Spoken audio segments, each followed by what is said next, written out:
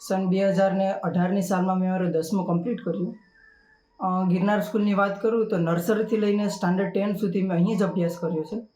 આ માળિયા જેવા નાના એરિયાની અંદર આટલી ઇંગ્લિશ મીડિયમ સારી સ્કૂલ હોવી એક બહુ મોટી વિશેષતા કહેવાય। અને આ સ્કૂલની વિશેષતા એનાથી પણ વિશેષ છે, કારણ કે આ સ્કૂલના લીધે જ મેં મારા 10માની અંદર સેન્ટર ફર્સ્ટ બન્યો છું। એનું કારણ આ એક સ્કૂલ પણ છે।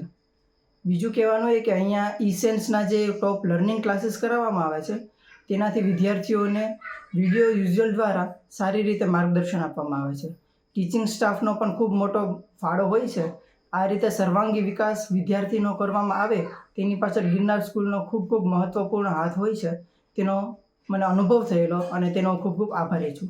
મેં મારું ફર્સ્ટ ટુ 10થનું સ્કૂલિંગ અહીંયા ગિરનાર હાઈસ્કૂલમાંથી જ કરેલું છે અને આજે હું અમદાવાદની પ્રસિદ્ધ હોસ્પિટલ NHL હોસ્પિટલમાંથી MD રેસ્પિરેટરી મેડિસિન કરી રહી છું। પછી એની પહેલાં MBBS આપણા રિનોન્ડ ઝાયડસ કેડિલા ફાર્માસ્યુટિકલ કંપનીમાંથી મારું MBBS પૂર્ણ કરેલ છે અને એ દરમિયાન MBBS દરમિયાન પણ મને આપણા માનનીય ગવર્નરશ્રીના હસ્તે ગોલ્ડ મેડલ મળેલ છે। હવે હું વાત કરું અહીંયા સ્કૂલની, તો જ્યારે હું આ સ્કૂલમાં એન્ટર થઈ ત્યારે જ મને મારા બાળપણની યાદ આવી ગઈ કે હું એક સ્વપ્ન લઈને આવતી હતી અને એ સ્વપ્નને આકાર આ સ્કૂલે આપ્યો છે।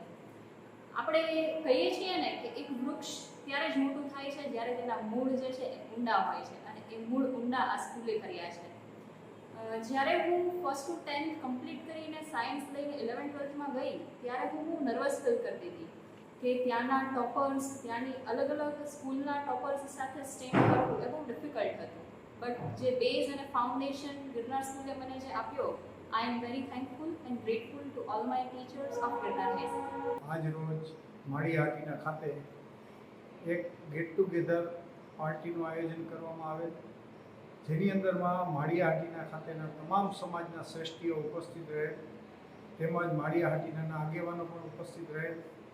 ગિરનાર સ્કૂલના વિવિધ કાર્યક્રમો અને ગિરનાર સ્કૂલની રૂપરેખા તેઓને અમોએ જણાવેલ, તેઓના સૂચનો પણ અમોએ સ્વીકાર કરેલ છે અને ગિરનાર સ્કૂલની અંદરમાં નવી ટેકનોલોજી અને નવા ફેરફારો સાથે ગિરનાર સ્કૂલને કેમ આધુનિક બનાવી, આધુનિક શિક્ષણ આપવું એ દિશામાં અમે નિરંતર પ્રયાસ કરતા રહીશું।